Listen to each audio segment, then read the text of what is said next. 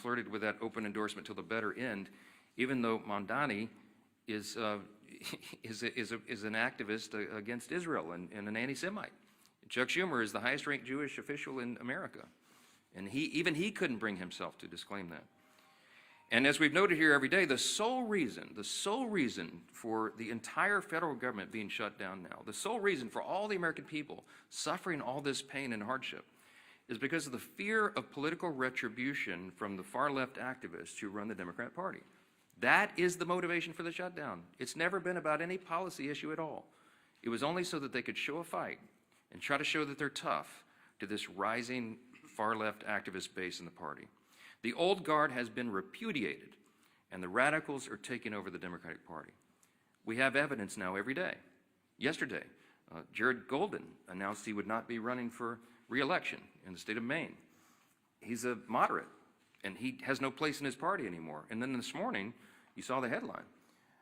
Former Speaker Nancy Pelosi has now announced her retirement this morning. That is a very important sign that I hope that you all will delve into. Even the famous San Francisco liberal is not far left enough for the neo-Marxists. We commend her for her services. We all do, everyone who serves in Congress, but there should be a lot written about that. Fourth point I just want to make in the aftermath of Tuesday is that off-year election results in isolated places are never indicative of the upcoming midterm election. Don't read too much into that. You shouldn't. If you do, you're going to miss it. The GOP is in excellent position to win big next year. And when I say I'm bullish about the midterms, we absolutely are, and there's a lot of reasons for that. This is not groundless optimism. It's based on facts. The reason we're in such a great position is because we are united. And while the Democrats engage in their emerging civil war, Republicans are going to continue to work and deliver for all the new voters that we brought into the party last fall in 2024. There was a true demographic shift in that election, as you know. Record number of Hispanic and Latino voters, Black and African American voters, Jewish voters, union workers, urban voters, young people. And while they say that there's this big swell of enthusiasm of young people based on what happened in New York City Tuesday night, I would give to you Exhibit A on our side. Maybe you're not noticing, but the Turning Point events at college campuses all around the country are setting records for attendance. You have hundreds of thousands of new young people weekly coming into the movement that are enthusiastic, young conservatives who are looking for truth, who believe in America's founding principles, and who want to be engaged. And they will be engaged in next year's midterms. The third reason is we got a very favorable map. You shouldn't miss this either.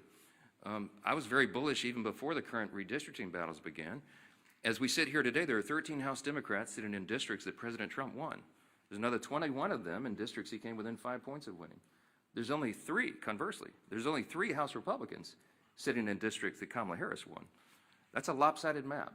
And after redistricting, we think we'll net a few more seats, handful, maybe 6 to 8. We're in very good position to make history and grow this majority. And finally, I'll just leave you with this. The reason we're so enthusiastic about running next year is we have a real record to run on. Mondani and Democrats want to talk about affordability. We love that subject. We love it. Look at the facts. I brought some this morning. It's the Republicans who are working every day to make life more affordable for working families. And it's not a talking point for us. We are delivering. After 4 long years of skyrocketing prices under the Biden administration, we had to take over. You don't flip a switch and reverse that overnight. It takes a while to work those policies out of the system and to get the new ones in. President Trump and Republicans are delivering results for the American people that they can see and feel. To date, we've seen core inflation is nearing its lowest level in 4 years. Gas prices have fallen to a 4-year low. Prices for everyday goods continue to decline, and blue-collar workers are seeing the largest increase in wage growth in nearly 6 decades. That's the result of our policies. In Congress, House Republicans are working hand in hand with President Trump to advance his affordability agenda. It is President Trump who ran on that. It's President Trump who's delivering on that. And we are all partners in that new effort to make America great again. It begins with the economy, and we know that. We're laser focused on making a difference in the lives of hardworking American families. Here's another demonstration, the Working Families Tax Cut. It is aptly named. It's the largest tax cut in U.S. history for working and middle-class Americans. You got Bernie Sanders running around. They're talking about the billionaires. It's not this. That's the opposite of the truth. Look at the facts. That bill was written for lower and middle class earners, and they are the ones that will feel the positive effects going into next year. We included in that, as you know, no tax on tips, no tax on overtime, real tax relief for seniors. These are the kinds of things that people feel, and they see that we're making good on our promises. We've made historic investments in American energy dominance to drive down the cost of gasoline and groceries. And we're grounding every decision we make in common sense. That's what we restored. That's what we ran on. That's what we're delivering. A return to common sense, not the woke progressive nonsense that they delivered for 4 years, not the spending like drunken sailors that drove cost up for everything with inflation. We're restoring common sense, fiscal responsibility. We're good stewards of taxpayer dollars, and we're refusing to cave right now, today, to the Democrats' wild demand to spend $1.5 trillion in new spending. That is taxpayer dollars, that's your money, that they want to spend to reopen the government. That's their counterproposal. That's why we're not having a negotiation with them. It's ridiculous. Included in the $1.5 trillion that they want to spend is $200 billion, almost $200 billion, to restore health care benefits to illegal aliens. That is taxpayer money that they want to spend for that. They want to send billions of dollars back overseas for social programs in foreign countries. We're not doing that. They want to give $500 million back to the Corporation for Public Broadcasting to prop up left-leaning news organizations. We're not doing that. And by the way, in the middle of all this, they want to cut $50 billion from the Rural Hospital Fund. They can't tell you they care about health care since they put that in their proposal. We're grounding every decision in common sense, and Democrats had their chance. When they controlled Washington, look at the history, don't forget it. This was just a year ago. You know what we inherited? They left us with a 40-year high inflation, higher taxes and energy prices, and massive instability around the world. And what did they do in June of this year? This is the most recent history no one can forget. They voted against no tax on tips. They voted against no taxes on Social Security. They voted against a larger child tax credit. The Democrats in the House and Senate voted against lower energy prices, against more American manufacturing and jobs, and against lowering health care premiums by 12%. That provision, the cost sharing reduction provision, was in the House version of the Working Families Tax Cut, the big beautiful bill. We sent it over to the Senate, and they worked to strike it out of the bill. Ask the Senate Democrats about that. Right now, they've created another mess. They've created a mess for America with this pointless government shutdown. The Democrats will tell you that they're feeling emboldened. They're feeling emboldened because they had a few blue state election results. It does not change the fact that they have walked their party off a cliff with no parachute and no path forward. The reason we're stuck right now is because of one simple fact. If they vote to reopen the government, the Senate Democrats are afraid that the radicals in their party will say that they caved. They're afraid of the retribution that will come from that. But if they keep the government shut down, they know very well, as we all do, that millions of Americans will continue to suffer as essential services remain unfunded and paychecks to federal workers continue to stay stalled. So our question for Democrats this morning is this: which constituency matters more? The loud radicals in your party or the hardworking American people? I can tell you which side the Republicans are on. 15 times we voted for the hardworking American people. And 15 times so far, the Democrats in Congress have voted for the radicals in their party. It is unconscionable to us that they've allowed it to go on this long.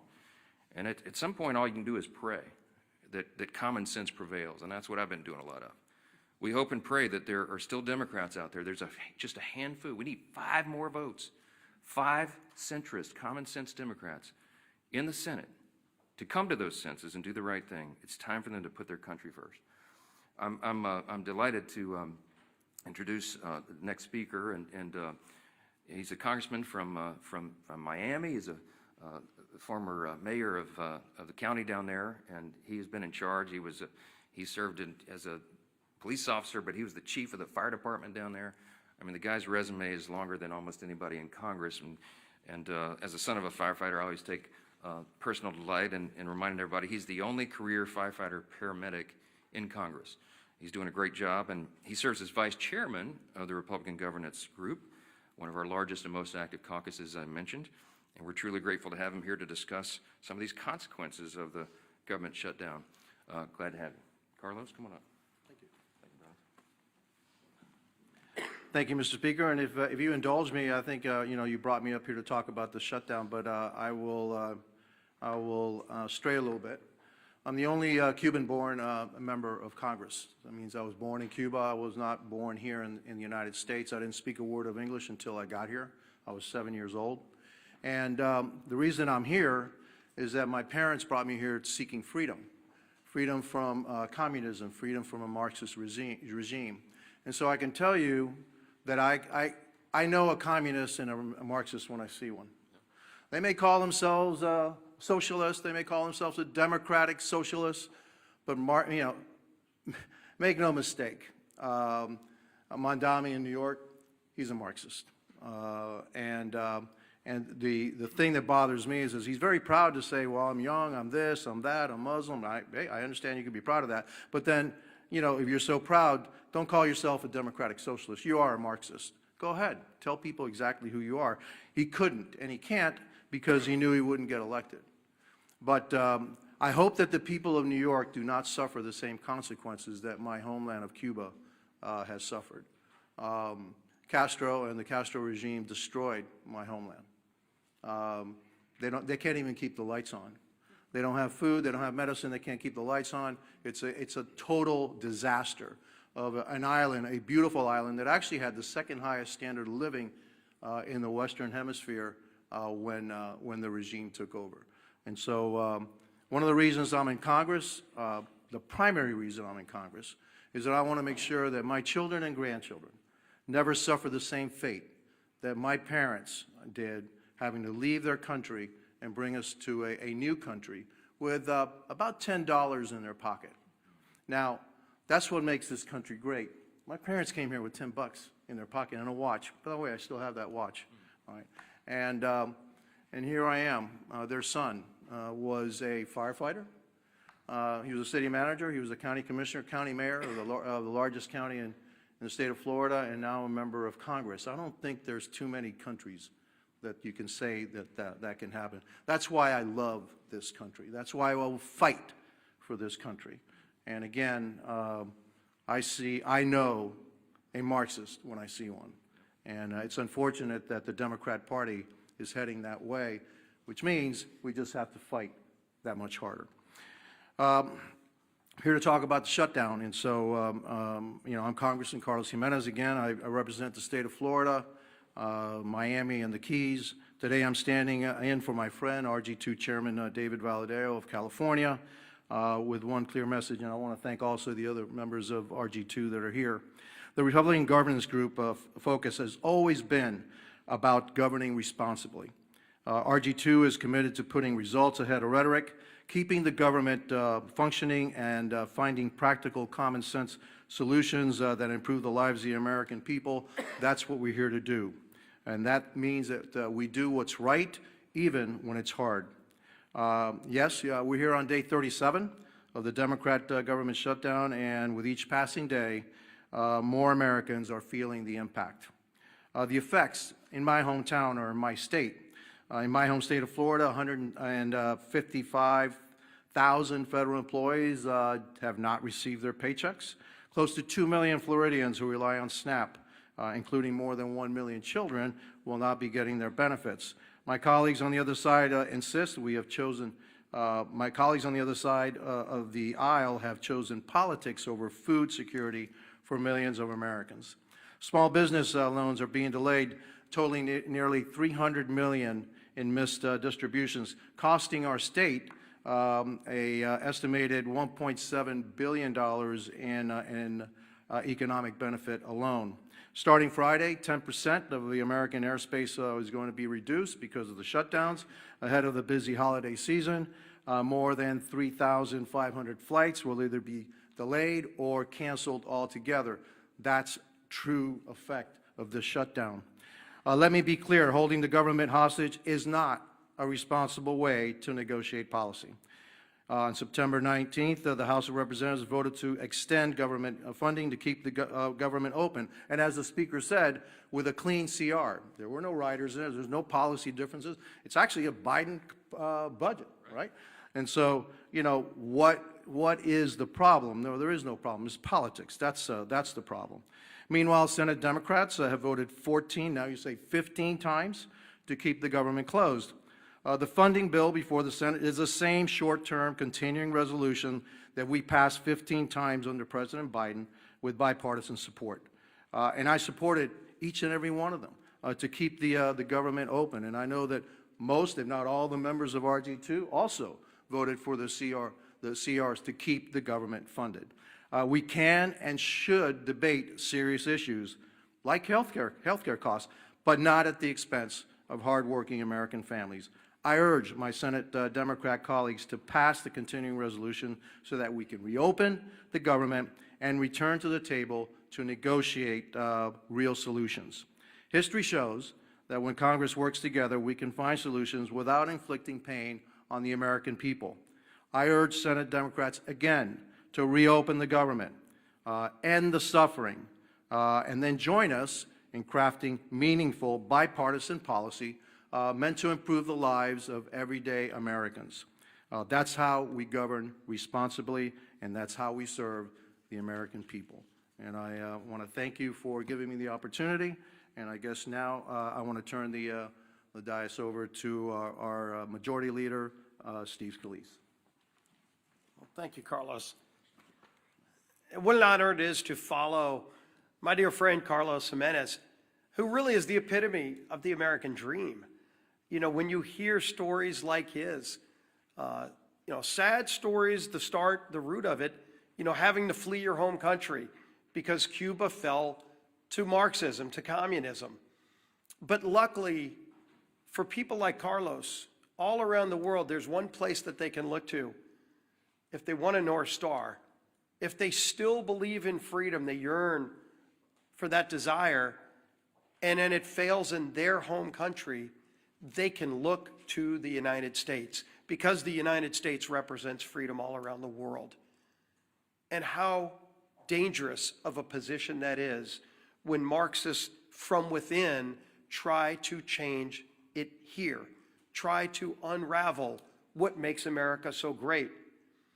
And as Carlos came to seek that freedom that millions others have as well, like my great-grandparents who came from Italy to seek that same freedom. Ronald Reagan said it best: freedom is only one generation away from extinction if we don't fight to defend it. Those words of Reagan still ring true today because, Carlos, we will continue to fight for freedom. But it's not an empty fight. There are people on the other side here in America that are pushing back, that want to destroy that capitalist free market system. And so when you look at the results of the election, anybody that wants to go celebrate a blue state voting blue, what they're not acknowledging is what happened in a city like New York. It reverberates. When New York elects a Marxist as their mayor, there are other Democrats that are now looking and saying, does the Democrat Party represent me anymore? And today you heard it again. Democrats are the ones who are looking and saying that they're done with the Democrat Party. Jared Golden yesterday announced he's not going to run again. And he didn't just say he wasn't going to run again because he got tired of serving in Congress. I think it's really important to pay attention to what Jared Golden said. And he is in a swing district. Jared Golden is one of those moderate Democrats who represents maybe the old Democrat Party now, what was discarded by the voters on Democrat cities and states. But it's not where America is.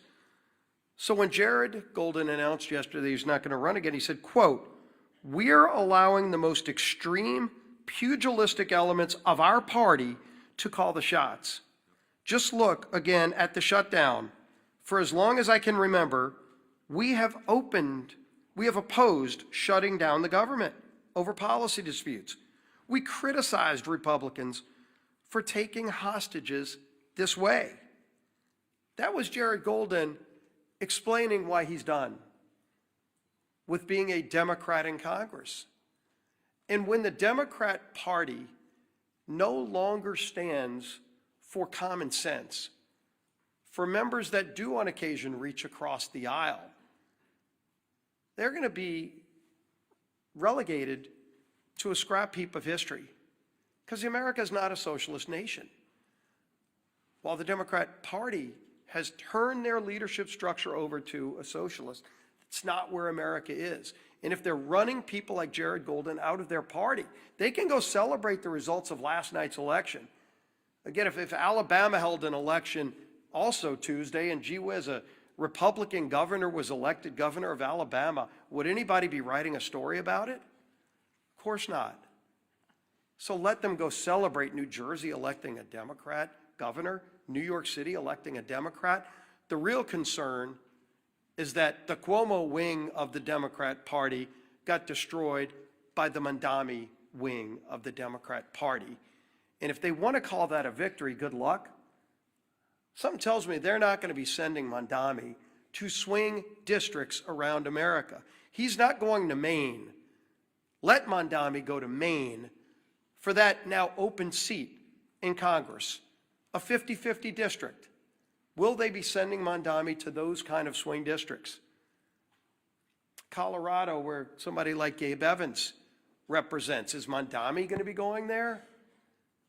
Because that's where their party is now headed. And they chose that. But America is not embracing that form of socialism. We know what you get from socialism. You get the promises of free everything. But Americans know innately there's no such thing as a free lunch. All you end up with, the results, are the hollow promises and the failures that come with those promises, because you know you get what you pay for. And somebody else is going to have to pay for that free thing. And a lot of those rich people they love denouncing are leaving. Many have already left.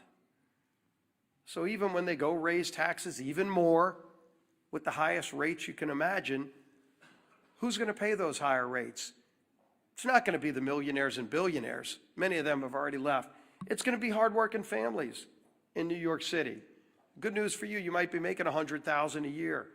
By the way, a police officer married to a school teacher makes more than that in New York City. They're going to be the quote-unquote rich who get the higher taxes and the free buses and the grocery stores that are run by the government with empty shelves and expired food. That's what they're going to get. But the rest of America is not going to have it. So while Democrats keep the government shut down, and they brag about it, I mean, you heard Senator Murphy yesterday, quote, "I think we're in an enormously strong position right now." Strong position? What's so strong about taking food out of the mouths of 42 American families? What is strong about that, Senator? Sure, you can vote again today to keep the government shut down, but there's nothing strong about denying food to people who are low income and who can't afford it. That's a weak place to be.